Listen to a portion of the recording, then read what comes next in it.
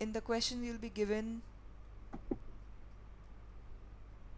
distance function, like there is an object which is moving along this path. For example, you have a parabola. Okay, and there is an object which is moving along this path. Okay, and they give you the equation of this parabola. For example, this is f of x is equal to minus x square plus 3x plus 11. Okay, and we have to Okay. find out the speed of this object, speed of object when x is equal to 4 meters or whatever. Now this is called a distance function. This is telling you the distance covered by this object, okay, at x meters.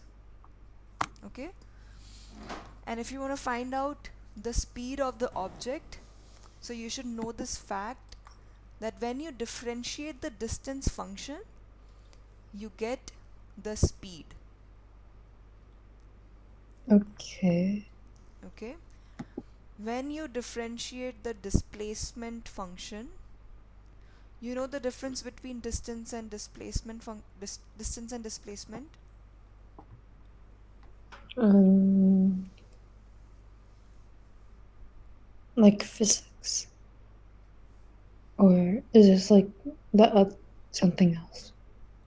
This is something which is covered in physics, distance and displacement. Distance is just, okay, so for example, if you have this point and this point, distance can be any path. Okay, and displacement is the shortest path. So the shortest path between these 2 points will be this.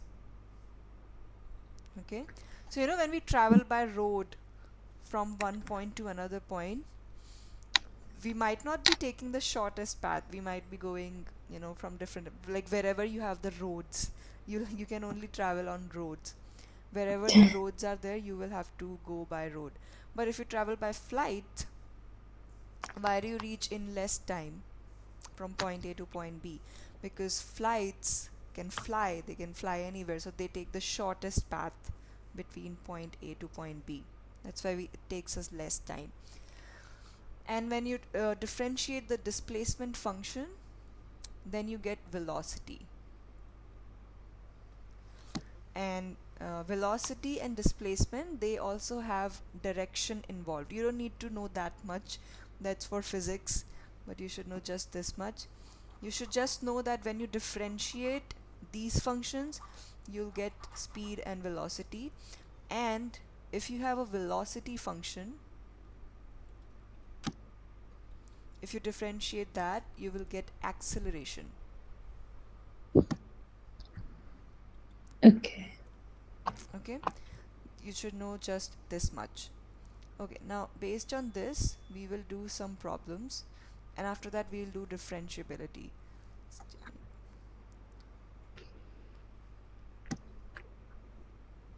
Okay.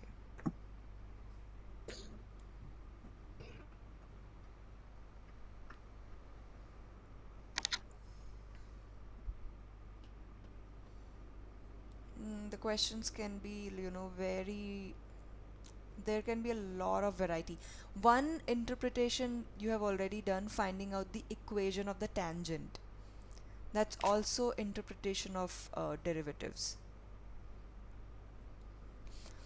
Okay, Anika. Volume of water in the tank increasing or decreasing? Anika, you are good with finding out the tangent at a function, right? I Equation of think so. tangent, because that's also one of the interpretation. Okay, Anika, anyway, this question, let's take this question. So we have the position of an object after t hours is given by gt, and these functions will be always the function of time. G of t is equal to t over t plus 1. This is position of object after t hours.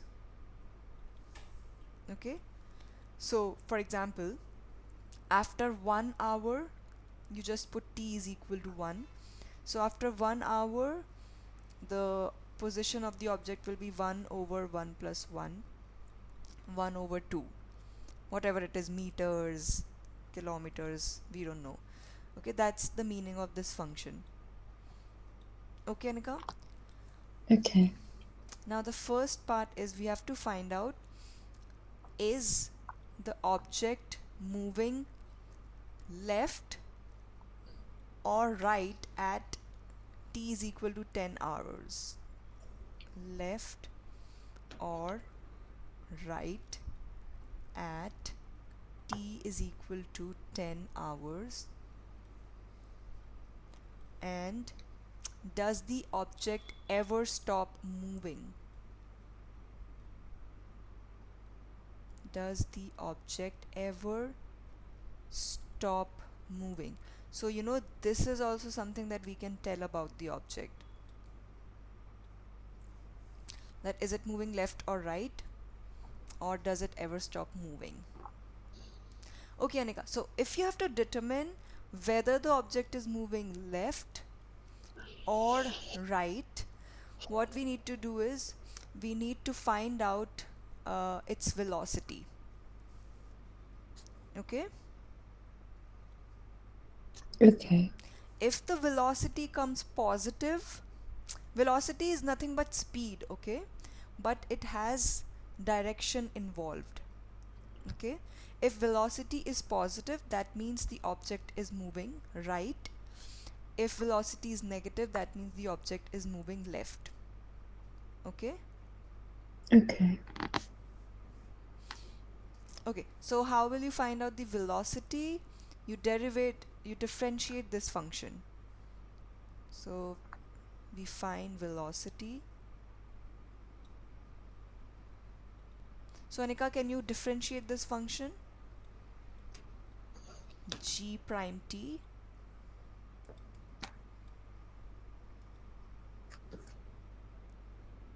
You have to apply the quotient rule.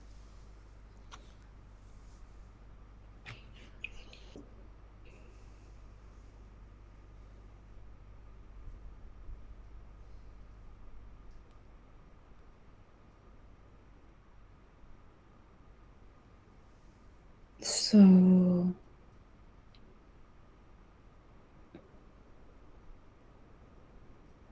10 over 11? 10 over 11. No, no, no. First, don't don't put this. We will find out the derivative, and then in the derivative we will put t is equal to 10. Okay, Okay. so first apply the quotient rule here. T plus 1 whole square.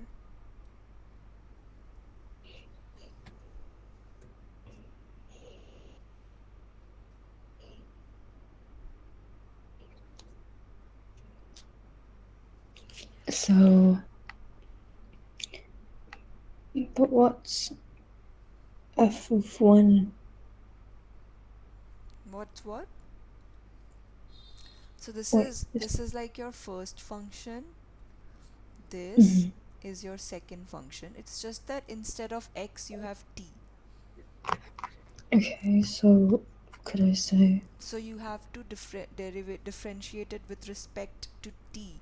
Like derivative of x is just 1 when you differentiate it with respect to x. Now you have to differentiate it with respect to t. Okay, just think of it like instead of x you just have t.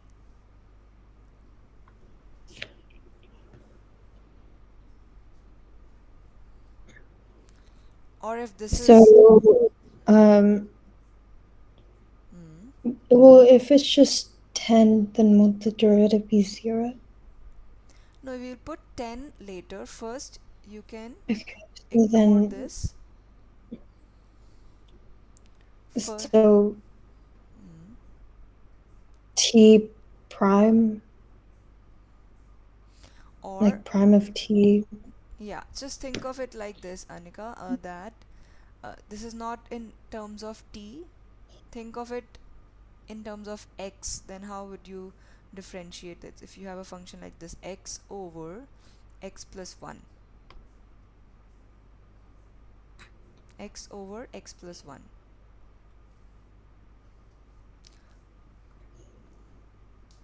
then what will be the derivative of this function?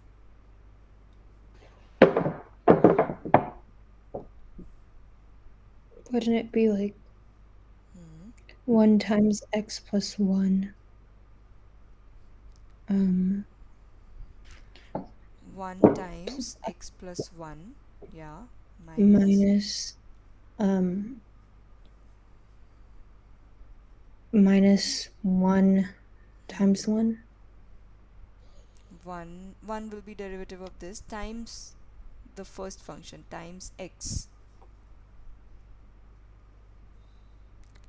derivative of the second function, which is 1, and times the first function, which is x. Okay, Okay. so that's it. Now you just replace x with t here.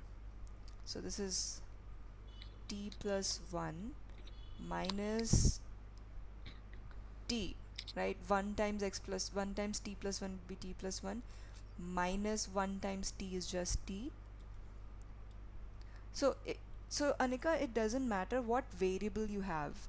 You can have x, you can have a, b, c, and especially in the questions of interpretation, most of the times you will have variable t, because these this concept is applied uh, extensively in concepts of physics, finding out velocity, finding out acceleration, and they are all function of time. Okay, and to represent time we use the variable t, so you'll see this t a lot more often. So it's, you just have to do it like you are doing it for x. Alright. Okay, so now you can simplify this. T plus 1 minus t, t and t will get cancelled,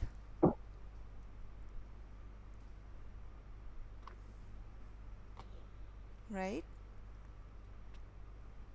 Yes. Then what do we get finally? T and t gets cancelled, so So this is, 1 over yes, yeah. so this is the derivative of the function, and this is, you know what, this is your velocity, and we have to find out whether the object will be left or right at t is equal to 10 hours. So now we substitute t is equal to 10 at this, because we have to find out the velocity at 10 hours. So first you find out the velocity function. This is your velocity function. And now Anika, in this function we put t is equal to 10. So 1 over 10 plus 1 whole square. And obviously this will be positive. 10 plus 1 is 11, 11 square is 121. Obviously this is a positive number, right? Yes. So if it's positive, that means the object will be moving right. If it comes out negative, that means the object will be moving left. Okay, Anika? Okay. This is just one interpretation. Then option B, Anika. Does the object ever stop moving? So Anika, tell me, if an object stops moving, then what happens to its speed? Um, If let's say you're it driving a car, stops. hmm, It stops. it stops, then what can you tell about the speed? Let's say you are in a car and it's moving at a speed of 50 miles per hour, and then you suddenly apply the brakes, then what will be the speed of the car? I don't know if you've checked the Oh, speedo. slow down. Yeah, slow down, right? If you if next time if you go in with your family in a car, check the speedometer.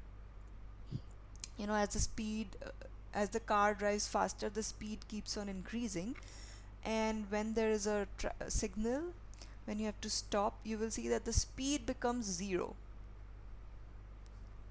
Okay, so Okay. whenever an object stops, we say that its speed has become 0, right?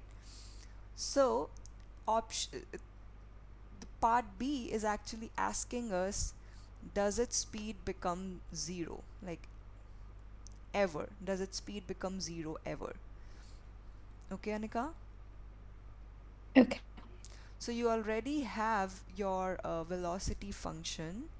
This is your see, Anika, velocity and speed, they are same. You should understand this, that velocity and speed are the same thing. It's just that with velocity there is also direction involved. With speed, direction is not involved. Okay, that's the Okay. only thing that you should know. Not in details, that details are required only for physics. Okay, so Anika, do you think that the velocity will ever become 0? Velocity, we got velocity function as, what was the function? 1 over t plus 1 whole square. 1 over t plus 1 whole squared. Anika, do you think that this function can become 0 for any value of t?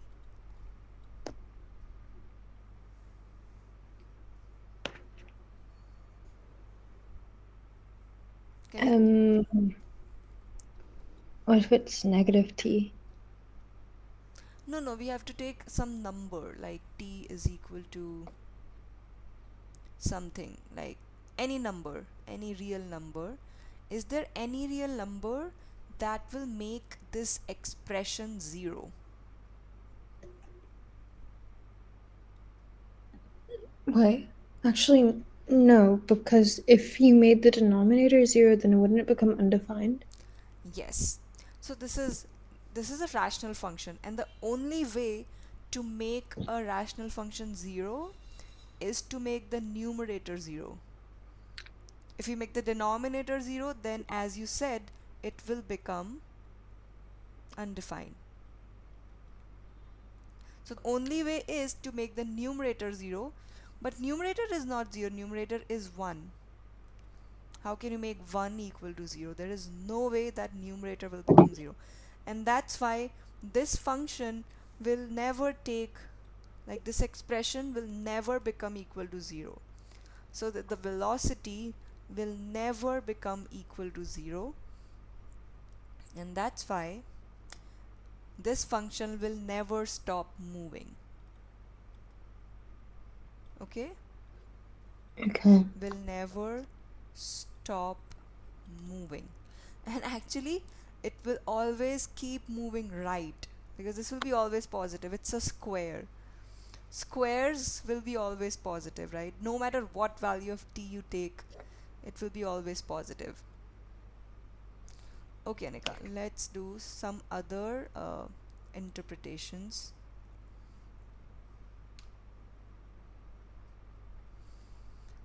Okay, Anika, I'll send you some practice problems based on this. Okay, now the questions based on volumes. So there is a volume function qt, or let me take it vt, v for volume. So vt is equal to 10 plus 5t minus t square, and t is between 0 and 6.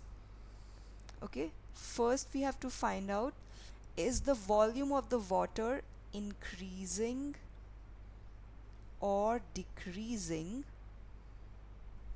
at t is equal to 0. Then we have to find out if the volume is increasing or decreasing at t is equal to 6.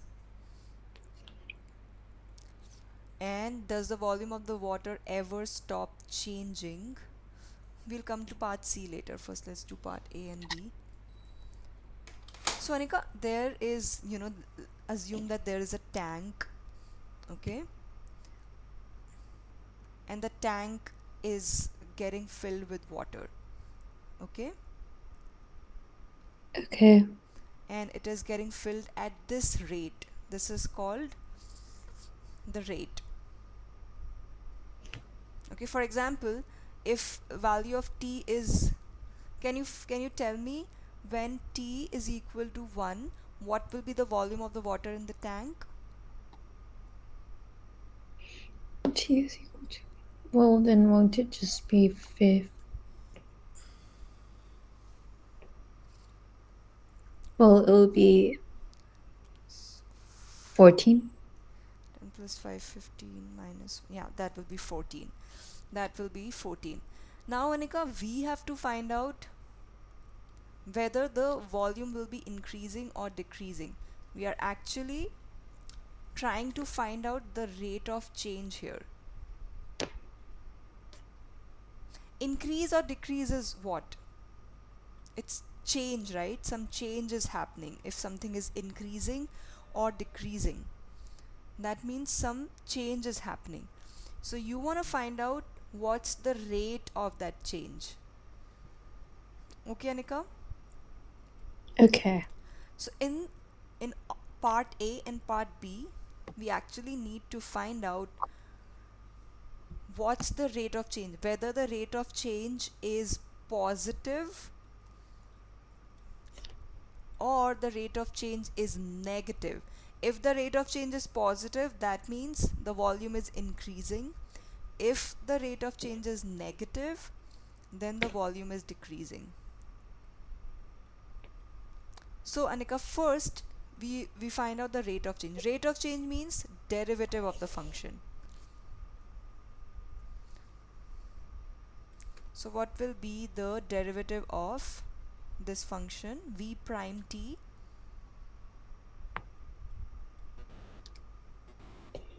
Um.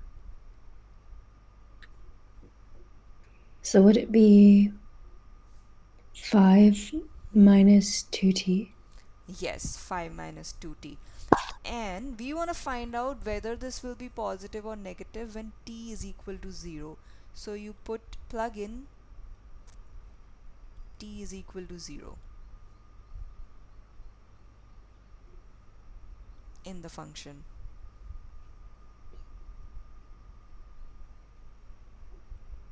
Five minus 2 times 0.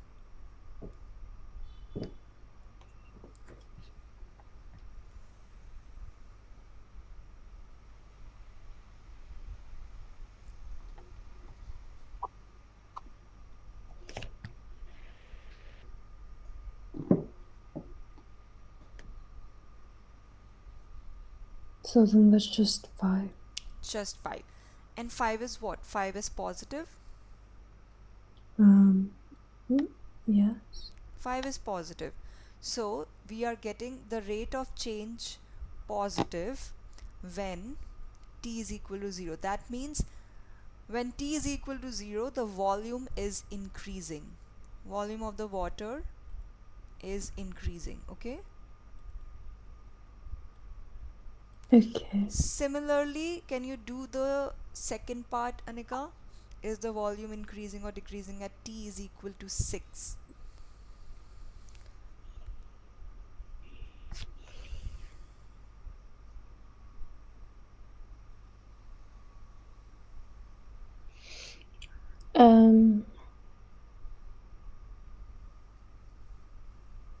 No.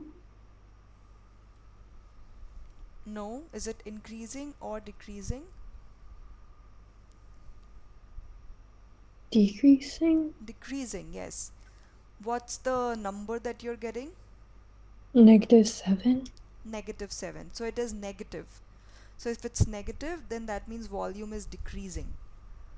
Okay, this is the interpretation of derivatives in like real world context. So, okay, so here the volume will be decreasing, the answer will be decreasing, here the answer will be increasing.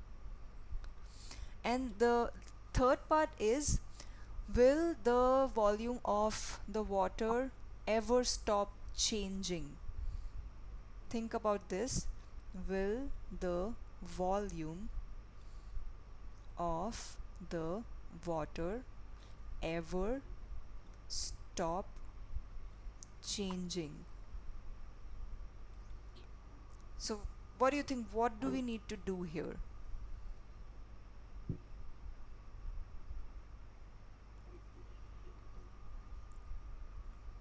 Um,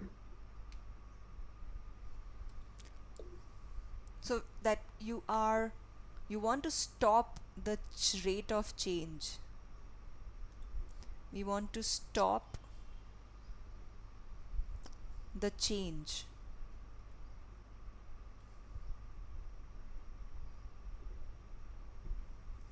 So yeah. hmm, we basically want the rate of change to stop. That means we want the rate of change to become 0. Okay, so this is Okay. what we want to find out, that whether the rate of change becomes 0 or not. Okay, so for part C, you take the rate of change, which is v prime t, and we set it equal to 0. We just are seeing if it becomes 0 at any value. So 5 minus 2t, put it equal to 0. Will it become 0 at any value of t?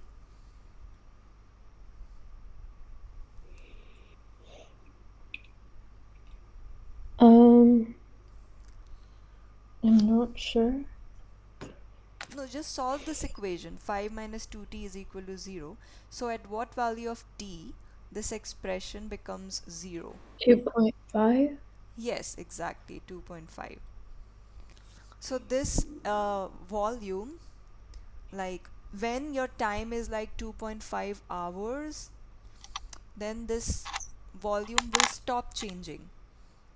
Okay, it will stop changing when t is 2.5 hours.